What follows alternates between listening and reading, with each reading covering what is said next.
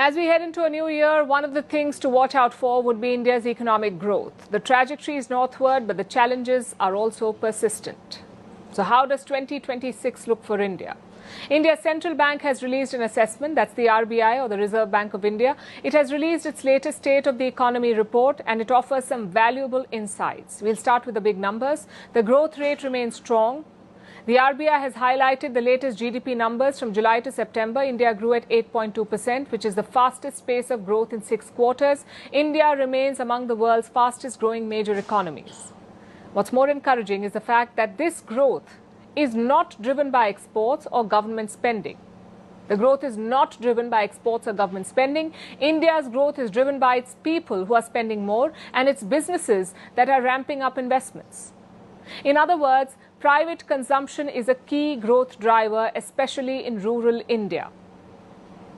The RBI report discusses some trends. In November, key indicators showed strong momentum. More goods moved on Indian roads, consumers used more fuel, and digital payments picked up. Car sales are also climbing. Showrooms are reporting their strongest sales in more than a year, and there are two main reasons for this. First is the tax cuts. This year, the government reduced GST on most consumer goods. GST is the goods and services tax. It is India's main consumption tax. Earlier this year, the government cut this tax across the board, and the auto sector was a big beneficiary of GST cuts. Cars became more affordable, so the sales climbed. The second reason for increased auto sales is festive buying.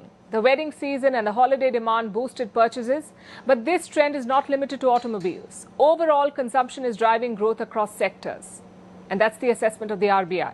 So the momentum is not a spike, it is sustained and it's a sign of resilience. But will this momentum carry into 2026? There's a high chance it will. Let's look at what's working for the Indian economy. Inflation is low. It has fallen below 1%. This is according to the latest data from November, less than 1% inflation. Other indicators are holding steady too. Foreign remittances remain strong. So do India's services exports. Plus, the current account deficit has narrowed. Now, what is a current account deficit? Think of it as a country's balance sheet, a balance sheet with the world. It tracks how much India earns from abroad and how much it spends.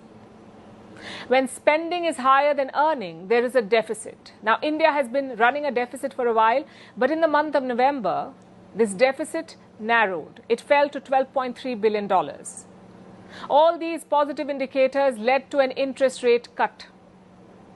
The RBI lowered rates a few weeks ago. It's a sign that the central bank wants to support growth by encouraging businesses to expand. You see, a rate cut is an effective tool for that. It makes loans cheaper for everyone. It pushes more money into the economy and it encourages borrowing. The RBI believes that this will help India maintain its growth rate. It has also upgraded its growth forecast for the current financial year. The Reserve Bank says India will grow at 7.3%. The earlier projection was 6.8%. That's a significant jump to 7.3%.